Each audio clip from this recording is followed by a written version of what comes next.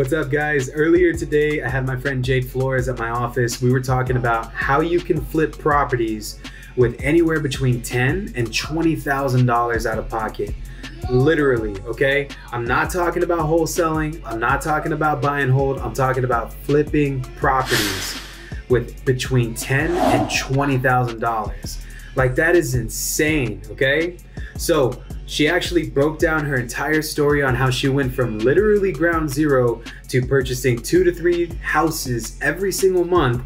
And I'm super excited to share her story with you guys. She's my first guest. This is my official, unofficial podcast. I don't have a name for it yet, but I'm very excited about it. So I'll see you guys after this intro. I'll talk to y'all in a bit. I ain't gonna lie, I got a dirty past. Always in a race, been first, been last. Never fit in with the working class. Now all this money gonna hurt this bag. Eyes on the top of the totem pole. I done learned wisdom, no one knows. Hate the word guru, that's a joke. Say that shit for so-and-so. Getting this bread, I'm making Rubens. Faces blue like a Hayukin. I don't really care what the ops are doing. None of my business booming. I remember when I couldn't win for losing. Now they see my drip be oozing. I'ma have to find on highlight fusion. Going to the shit, well, yeah, we cruising. See the dollar signs up in my ojos. No emojis, no pro bonos. Never been a yes man, that's a no-no. I just been the best man, ain't no otros. Diamonds dancing like a go-go. Now everybody wanna take a photo. I'm the go-to, but I ain't solo. Show the whole crew love, yeah, we global. I ain't gonna lie, I got a dirty past. Always in a race. What's up, guys? I am hanging out with my good friend here. We've actually been associated for what, like 5 years at least? A long time.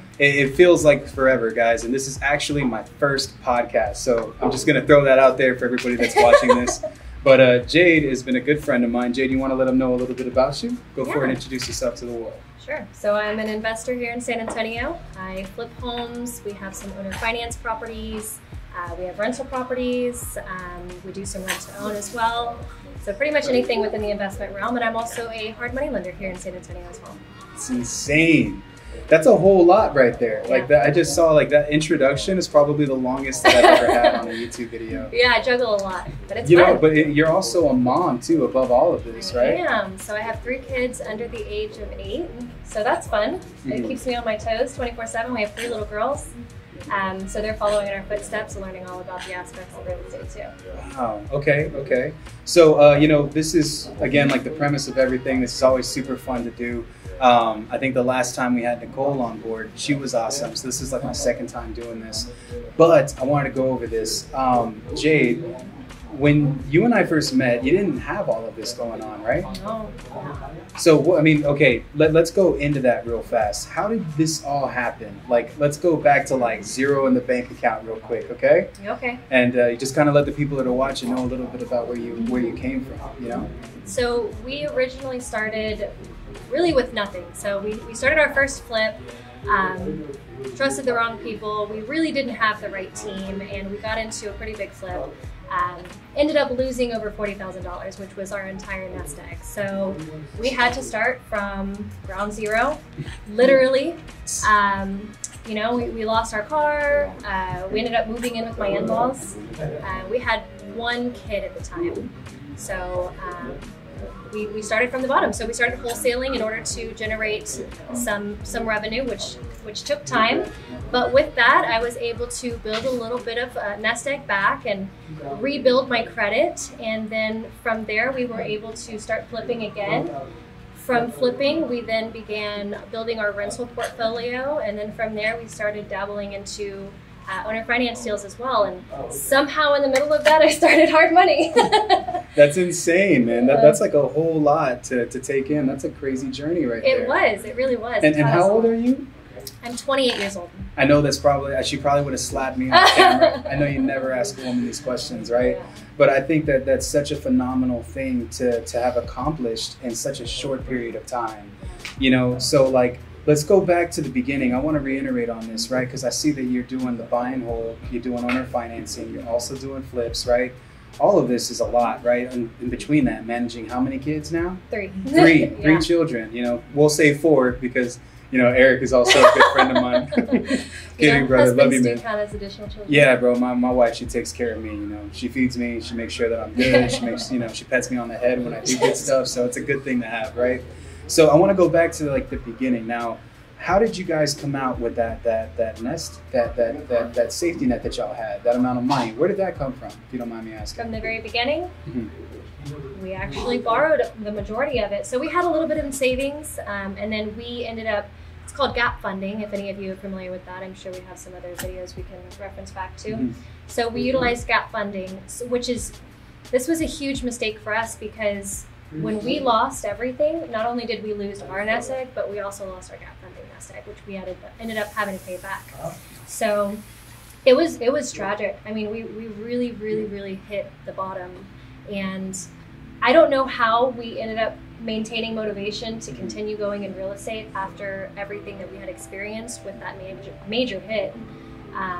But that's where it originally came from. So started back at the bottom, literally zero, and then from there we started learning how to wholesale to build incremental amounts of revenue. So nothing huge. We did, I think our first wholesale deal ever after that was about $3,000, which, you know, after you've accumulated so much debt over time, that's spent within the day that you get it back. So from there, I think the next one was about $1,500. So we did small wholesale deals along the way, which ended up adding up over time to be able to get us back to where we needed to be. So after the wholesale deals, right, you did enough of them, you saved up some decent money. I mean, how long have you been flipping at this point, right? Like, let's say, like, how long into your journey did you start deciding, like, I'm gonna use some of this money, I'm gonna flip some houses? So my origination of everything when it originally happened was, I was 22 years old. So I was very young. We were both very young, my husband and I. So it took us probably about a year in order to get back on our feet after that happened, because we had to restock up on our nest egg. We had to repay back the money that we had lost. So it took us about a year to get back on our feet. So by the time I was 23, we were able to start flipping again. And from there, 28 now, going on 29. So what is that, 6 years? Mm-hmm. Yeah. That's a long time, man. That's such a crazy thing. That's a lot to accomplish, right? So guys, like the premise of that, right? We all start somewhere, right? That's the reality of it. But it's your choice if you want to stay there or if you want to go and graduate to the next level. Absolutely. Now, when you guys decided to start flipping, right? How did y'all come up with the money to flip the houses? We had saved. Mm-hmm. So we utilized hard money in addition to the money that we had saved. And that's how we got our first deal. Our first deal was small. It wasn't a huge deal. I think we bought it for 50, renovated it by like 20 grand, and then resold it for like 130, something of the sort. It was a good spread for the size of the property that we did, but it was safe. So we wanted to make sure that whenever we ventured into our next flip, it wasn't something that was going to be a huge rehab or something that was going to be dangerous. So we started out really small. I think our cash out of pocket was about 6 grand total. And then from there, we were able to flip it and make some money. Who was the lender? Longhorn Investments. Wow. Okay, so you got the loan from the very company that would eventually employ you. Yes, and I can't remember if I was already with them at the time or if it was sometime in between that. But yes, so our very first flip, the one that we tanked on, we had a different hard money lender. And the difference in communication, the difference in their process, so night and day. I mean, it's ultimately why I think I've grown so much within this company. Because did they help you guys out at all when y'all were in that crazy amount? Not at all. No, they. You think it was their goal to foreclose and take the property after you guys already did all of that? I don't think it was their goal to foreclose. I think it just got to that point where we exhausted all of our resources, and quite frankly, we didn't really know what we were doing, but there was no guidance. The mentor that we originally had led us astray. The hard money lender was not interested in giving us any type of advice on what to do. So they ultimately foreclosed on it, and we were not able to recoup anything that we had put into it. So, yeah, so the difference is definitely night and day. I went through the process myself with Longhorn, and so I've literally experienced both sides of the fence. How many deals do you do now using this source of money that you can pull from now? Like, how many, like you said earlier, right, this is off camera, right? I forgot the number. How many properties are you guys buying every month now? We close about 2 to 3 a month. And so we do a mixture of flips, and then we do a mixture of rentals. And the reason for that is because we build our liquidity through our flips, and then we utilize a portion of that profit to be able to build our rental portfolio for long-term wealth. So all of this financed through Longhorn? Financing Longhorn. That's insane. That's insane. So like that first experience, most people, when they go through things like this, it's going to push you away from that, like totally. Oh, 100%. I know some people that get into wholesaling and then they go broke 6 months without getting their first deal at all. They spend so much money on it and then they go the next way. Like they go to the next thing, right? That's that shiny object syndrome. That if you're watching this, you got to avoid it, right? But even though she did one flip and had such a bad experience, you didn't give up. No, right? yeah. I think the biggest thing is creating a realistic game plan for yourself. So when we originally started in it, again, I was 22 years old, so I mean, you make a lot of mistakes when you're younger, and especially financially. So I think one of the biggest problems is that we didn't have the right team and we didn't have the right game plan. So you can be any walk of life and still be able to invest, but you have to have a realistic game plan, and you have to have a step-by-step process of what you're going to do in order to get to where you want to be. That's, and that's the premise of all of this, guys. It's about consistency, and when you devote yourself to something, you have to see it through. Absolutely. Now, how much money would I need to flip a property right now? It's a great question. Yeah. So about 15 to 20,000 is really all it takes in order to be able to get pre-approved with hard money. And again, if you're a first-time investor, I always say start small. You don't need a whole lot of money. I think about 90% of the deals that we closed last month, cash out of pocket was less than $7,000. This is actually true. She was the person who was helping us facilitate our last deal. Jade helped us close one. It was the one on Florida, right? Yeah. We just closed the property. Jade was the lender on this deal. The borrower was our buyer. I was going to say lendee, but lendee, the lendee, which is basically the guy who got the money, right? Anyways, he was borrowing. We had no idea he was using hard money. And then Jade gives me a call and she says, hey, Q, I just want to make sure that all the docs are in a row. Are we forgetting anything? And I was like, wait, we're doing a deal together? Like, what's going on, right? So that's also super amazing, man, is that, that guy is utilizing the money that he's getting from Longhorn to be able to facilitate this flip that he's working on. And that's, I don't even know what his out-of-pocket was, but it was definitely under 10,000. I think it was probably like $6,000. $6,000 to $7,000 is usually about the norm. So how much money did you save up going into your second flip and then facilitating that? How much money did you have then to do that flip? So off of the first one, I think we netted, it was a smaller deal. I want to say, and it was a long time ago, I want to say we netted probably around $20,000. It only took us about 90 days from start to finish, which is great. So we took... And that's buying, acquisition, that's rehabbing, listing. Okay. Yes. Would you say that that's the timeline? Typically? For me, yes. It really depends on the size of the deal that you're doing and the price range that you're reselling it at. Obviously, higher end properties take a little bit longer to sell. My niche is 150,000 ARV, 180,000 ARV and below. My buyer pool is bigger. I'm able to resell them a lot faster, and the renovations are typically not as exorbitant as some of these higher end flips. So from start to finish, again, it was a smaller rehab, smaller property. So from the moment that we closed until the day that it closed and funded on the resale I think it was actually 91 days exactly, which put us right at that FHA required. Gotcha. And it was an FHA buyer who bought that property. I don't remember, to be completely honest with you. It was so long ago. But I think we made about 20 grand on that deal. About 90% of that we utilized towards the next one. And we really try to make sure that whenever we do our flips, that we don't spend all of the money. That's where you get yourself in trouble. Yep. We don't spend all of the money. We try and recoup it, save it, put it in a money market account so I don't touch it in checking. And then we reutilize that and redeploy that into more investments to be able to make more money. That's awesome. So what was the difference though? Like, obviously your second time around, that of course experience is always going to make you a lot of money, right?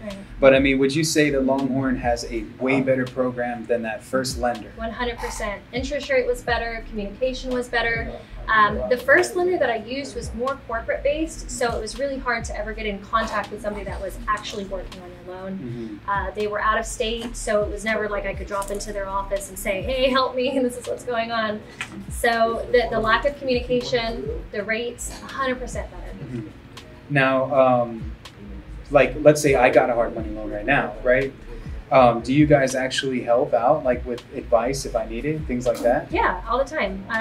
I would say probably about 85 80% of my borrowers are first-time investors. And so they'll come to me. Sometimes they even come to me before they're qualified. So they'll come to me and say, hey, this is what I'm working with. This is my game plan. And then we set them up step by step on what they need to do in order to get to their executed plan of action. So that is awesome. 100%, yeah. I love it. I love it. Look, I've been in this space for a long time too. And I've only done a couple of flips, guys. I love flipping properties. It is definitely a long-term project. Most of the time I've had to like figure out, and it took me years to find private money. And, you know, I have not even had the opportunity to just fully just say, you know what, screw it. I could do way more volume just doing business with a hard money lender, you know? So it's going to be pretty awesome. But after this video, I plan on buying a property. Longhorn's going to be the lender for this.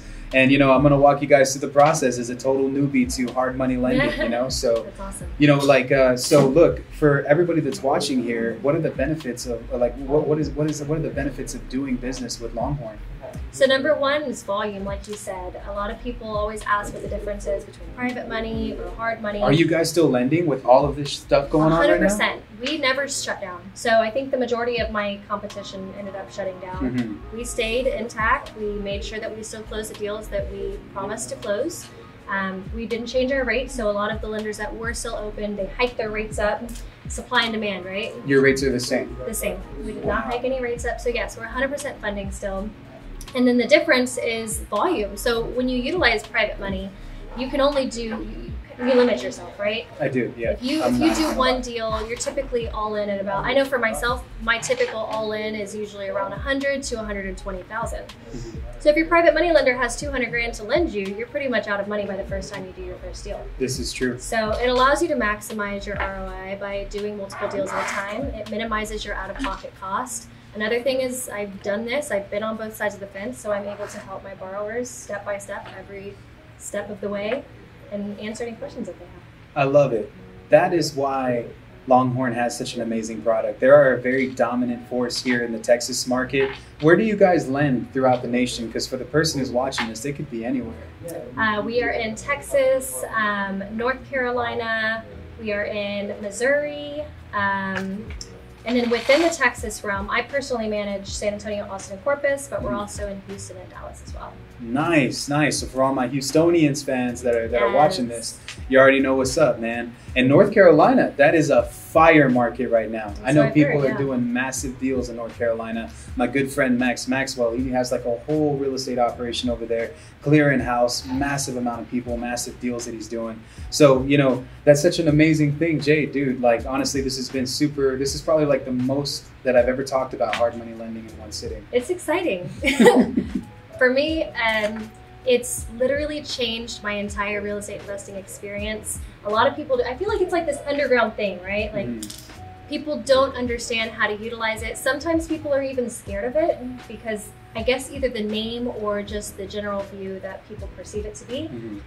But it literally can change your entire real estate investing experience. Yep, and guys, look, some of the lending that she's done, and this actually tripped me out, right? We've done private money loans in the past. I over leveraged the crap out of myself with these crazy interest rates that are supposedly tacked on the back end. And then you get to the closing table and you find out that these loans have matured in a certain amount of ways and things are slid into private money.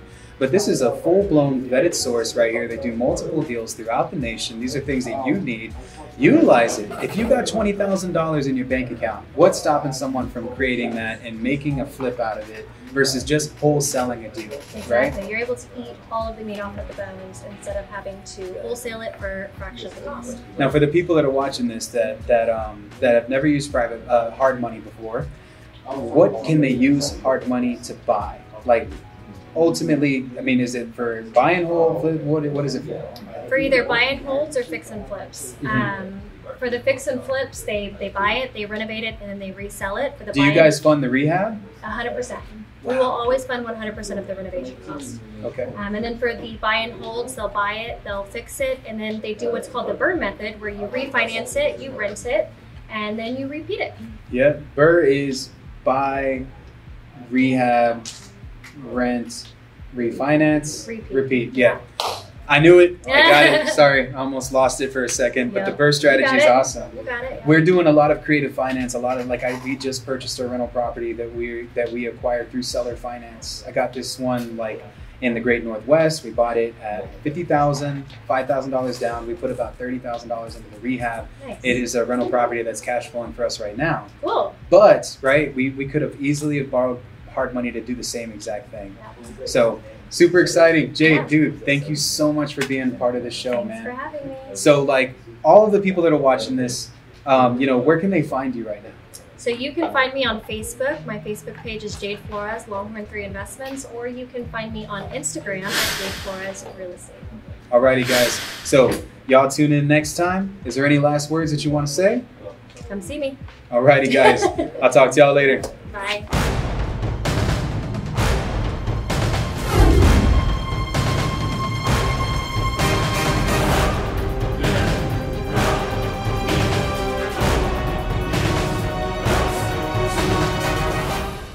Hey guys, it's Jade Florez. If you liked what you saw in Quentin's video, come follow me on Instagram at Jade Florez Real Estate, or you can add me directly on Facebook. Talk to you soon. I want the check. I